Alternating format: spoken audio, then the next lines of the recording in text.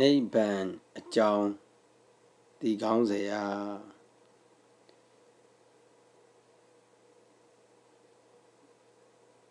ဘုန်းကြီးတို့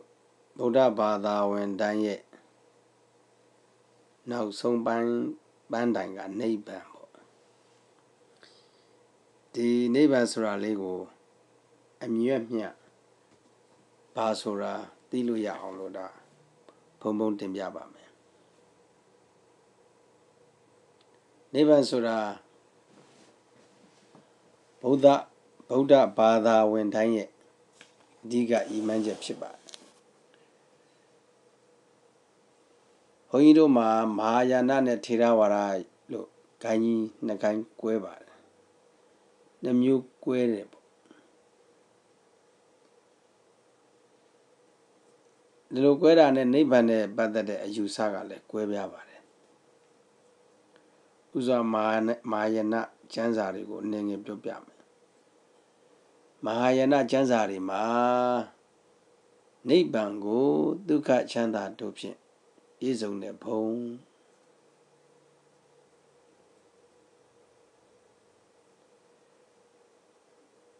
တန်တရားကို၌ကပင်နိဗ္ဗာန်ဖြစ်တဲ့ကွဲပြားတဲ့အယူဆသဘောတရားများရှိပါတယ်သို့တော်လည်းပဲထေရဝါဒမှာတော့ဆရာစင်ဆက်နဲ့ကျမ်းဂန်များမှာနိဗ္ဗာန်ဟာတရားဘုံဖြစ်မယူဆပါဘူးနိဗ္ဗာန်ကိုတရားဘုံအဖြစ်မတတ်ပါဘူးနိဗ္ဗာန်ကိုတန်တရားလို့မတတ်မှတ်ပါဘူးတန်တရားဆက်မှုမှာကင်းခြင်းကိုသာလင်ဒါနိဗ္ဗာန်လို့ကျမ်းစာတွေမှာအတိအကျဟောထားပါတယ်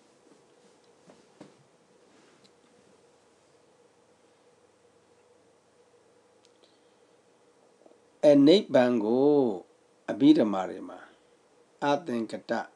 ဓမ္မအစစ်လို့ဖွင့်ဆိုပါတယ်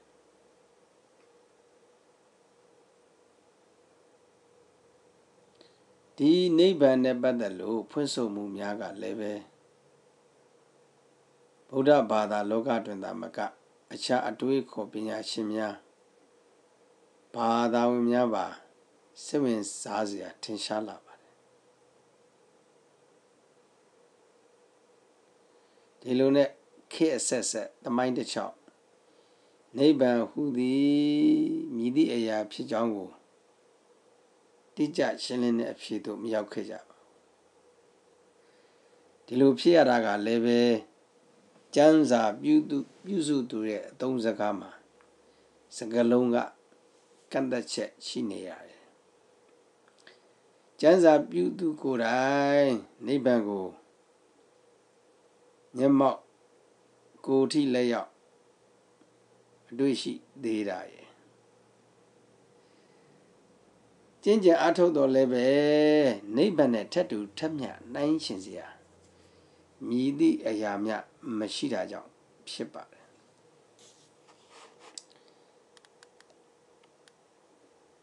တဏှာဤကုံဆုံးရနိဗ္ဗာန်ဆိုတာနိဗ္ဗာန်ပုံမှာလာ၍ငြိမ်သက်ခြင်းလို့အဓိပ္ပာယ်ရပါတယ်ဒါကြောင့်လောဘဒေါသမောဟမိများငြိမ်းသွားတာကိုနိဗ္ဗာန်လို့ဒါယရဏသုတ်ရဲ့အဆိုအရပြောရမှာဖြစ်ပါတယ်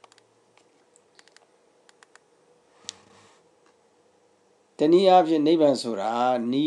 နဲ့ဝါနပေါင်းထားတာဖြစ်ပါတယ်နိကမရှိလွတ်မြောက်ခြင်းထွက်ခွာခြင်း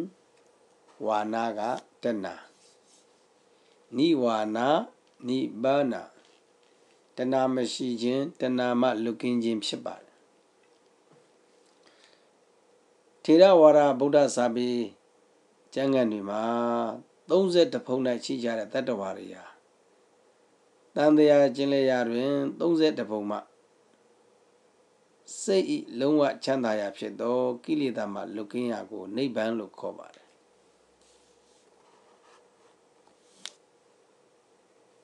နိဗ္ဗာန်တွင်လူတို့၏ဒုက္ခအလုံးမှလွတ်ငြိမ်းပြီးနိဗ္ဗာန်သို့ရောက်ပြီးတ တန်တဲ့အတိတ်တဖန်ပြန်လဲခြင်းမရှိတော့ပါဘူးနိဗ္ဗာန်ဆိုတာကောင်းကင်ဘုံကဲ့သို့နေရာအဖြစ်လဲ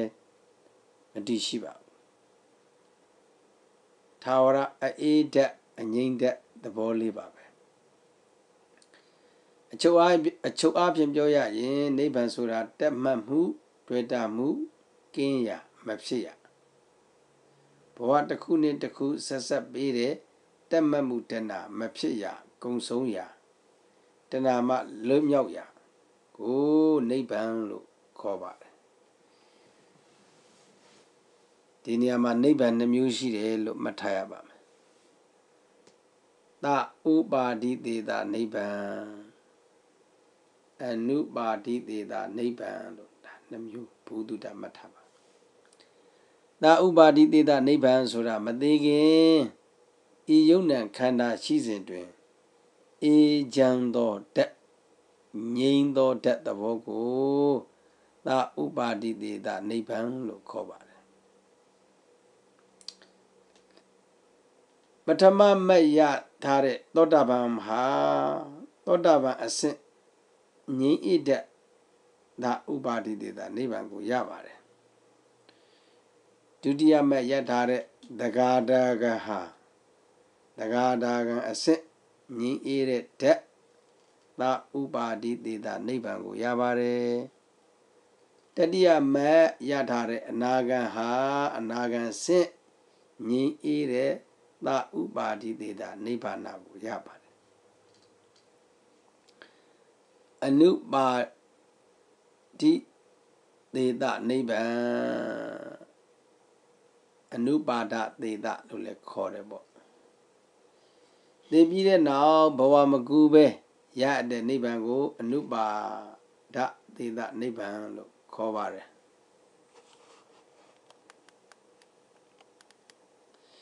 စတုဒ္ဓမတ်ရသွားသောယန္တာပုဂ္ဂိုလ်များဟာသဥပါတိတေတာနိဗ္ဗာန်ကိုရ၍မသိမီခန္ဓာရှိစဉ်တွင်အတော်တွင်နိဗ္ဗာန်တန်တိဒုက္ခချမ်းသာကို9 ရက်ထိမစားမတော့မအိပ်ဖဲဝင်စား၍နေနိုင်ပါတယ်ဒီတဲ့အခါခန္ဓာပြန်မရတော့ပဲဘဝတဖန်ပြန်မဖြစ်တော့တဲ့အနုပါတိတေတာနိဗ္ဗာန်ကိုစောင့်ဝင်ရပါတယ်ဒါနိဗ္ဗာန်နှမျိုးရဲ့အဓိပ္ပာယ်လေးပေါ့နိဗ္ဗာန်ရဲ့ဂုဏ်ဘုဒ္ဓတွေကိုစာပေကျမ်းဂန်တွေမှာအမျိုးမျိုးဖွင့်ဆိုပါတယ်ဒီနေရာမှာမသားပွဲအချို့ကိုတင်ပြပါအောင်မဒနေမဒနာတဲ့မံမရစ်ရာနိဗ္ဗာန်ပိပါဒဝိနယတဲ့တဏမှုတ်သိချင်းကင်းရာနိဗ္ဗာန်တဲ့အာလယတံဘတံဃဝါဒတဲ့ကာမဂုဏ်အာလယကိုအကျွမ်းမဲ့ခွာရာနိဗ္ဗာန်ဝိတုပစ္စေဒဝိသုံးပါးမှကင်းပြတ်ရာနိဗ္ဗာန်တဏ္ခယတဏကုံငြိမ်းရာနိဗ္ဗာန်ဝိရာဂယာဂကင်းရာနိဗ္ဗာန်နိယောဒနိရောဓတဏဣချုပ်ရာနိဗ္ဗာန်ဒုဝင်အမြဲခိုင်ခန့်တဲ့နိဗ္ဗာန်အဇရံအိုခြင်းမရှိတဲ့နိဗ္ဗာန်နိဗ္ဗပင်စံတန္တရာရှိတဲ့တရားမရှိတဲ့နိဗ္ဗာန်သစ္စာမပေါက်မပြန်မှန်ကန်တဲ့နိဗ္ဗာန်ပါရံတန်တရာဤဟိုဘက်ကမ်းမှဖြစ်တဲ့နိဗ္ဗာန်ဒုဒုတတံ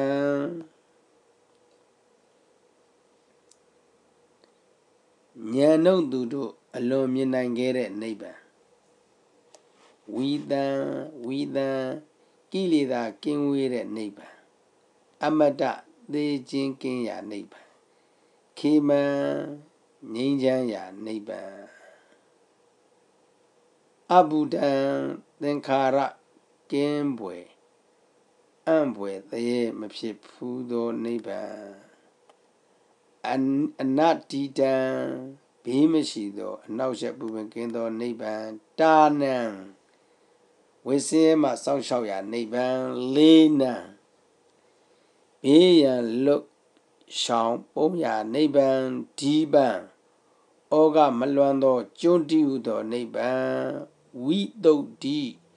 ကိလေသာမှစင်ကြယ်တဲ့နိဗ္ဗာန်ဝရံသူတော်ကောင်းတို့တောင်းတအပ်တဲ့နိဗ္ဗာန်နိပုဏံသိမ်မွေ့နူးညံ့တဲ့နိဗ္ဗာန်အသင်္ခတံအကြောင်းတရားမပြုပြင်အပ်သောနိဗ္ဗာန်မောက်ခောကိလေသာမှလွတ်မြောက်တဲ့နိဗ္ဗာန်သစ်ထောအထူးရှိမွမ်းအပ်တဲ့နိဗ္ဗာန်အနုတ္တရောအတုမရှိလွတ်မြတ်သောနိဗ္ဗာန်လောကံတောလောကသုံးပါးဤအဆုံးရာနိဗ္ဗာန်ဒါတတိပဋ္ဌာနသုတ်မှာလာတဲ့နိဗ္ဗာန်သုတ်အထာဂတမှာလာတဲ့နိဗ္ဗာန်ရဲ့ဂုဏ်ပုဒ်တွေပဲဖြစ်ပါတယ်နိဗ္ဗာန်ဆိုတာအသင်္ကတဓမ္မအစစ်မှန်ဖြစ်ကြောင်းနိဗ္ဗာန်ကိုရရန်ပြည့်စုံသိရှိနားလည်ရန်တတိပဌာန်တရားပွားများအားထုတ်ခြင်းဖြင့်သာကိုယ်ဉာဏ်သက်ဝင်ရာဂုဏ်ပုံများနဲ့နိဗ္ဗာန်ကိုသဘောပေါက်နိုင်ပါတယ်အဲ့ဒီလိုနိဗ္ဗာန်ရဲ့ဂုဏ်ပုဒ်ကျေးဇူးတွေကိုသိအောင်ပြုပြီးတော့အဖန်ဖန်နှလုံးသွင်းမယ်ဆင်ခြင်မယ်ဆင်ခြင်နှလုံးသွင်းခြင်းဖြင့်စိတ်ကြည်လင်မှုကိုရပြီးဉာဏ်ပွင့်လာမယ်စိတ်အေးချမ်းသာလာမယ်ဒါနောက်ဥပ္ပဇာရဆန်းစစ်ကိုရောက်နိုင်ပါတယ်ဒီမှာနိဗ္ဗာန်နဲ့ပတ်သက်လို့မိလိန္ဒာမင်းကြီးနဲ့အရှင်နာဂသိန်တို့အမေးဖြေဆွေးနွေးခန်းကိုအနည်းငယ်ပြောပြပါမထေရကြီးကမင်းကြီးကောင်းကင်ဘုံနဲ့နိဗ္ဗာန်သည်ထင်ရှားရှိတယ်သို့တော့တစုံတရာသောအကြောင်းမျှမဖြစ်နိုင်ပါ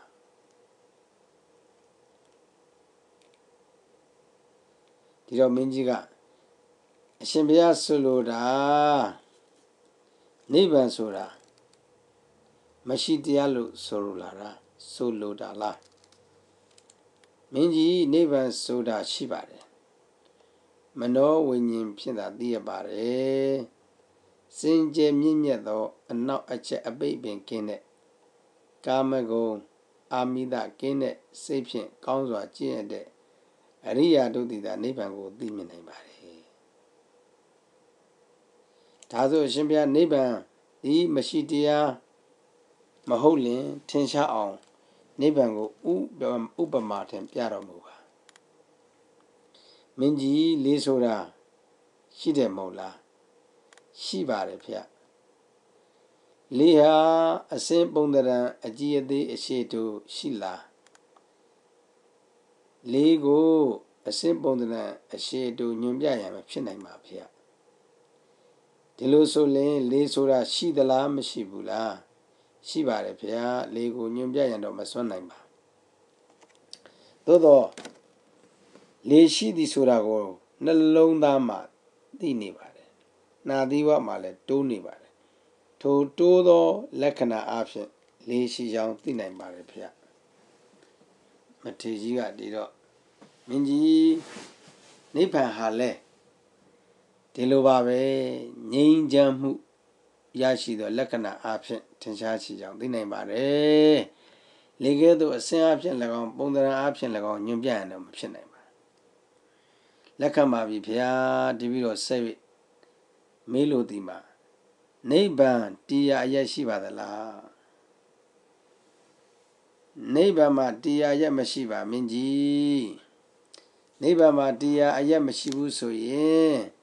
နိဗ္ဗာန်ဆိုတာမရှိနိုင်နိဗ္ဗာန်ကိုဘယ်လိုမျက်မှောက်ပြုပါမလဲမင်းကြီးနိဗ္ဗာန်အမြဲအစွဲတည်နေရအရက်မရှိတော့လဲနိဗ္ဗာန်ဆိုတာရှိပါတယ်ကောင်းစွာကြင်ကြံနှလုံးသွင်းမှုဖြင့်နိဗ္ဗာန်ကိုမျက်မှောက်ပြုနိုင်ပါတယ်ဥပမာမိယာထင်ရှားရှိတယ်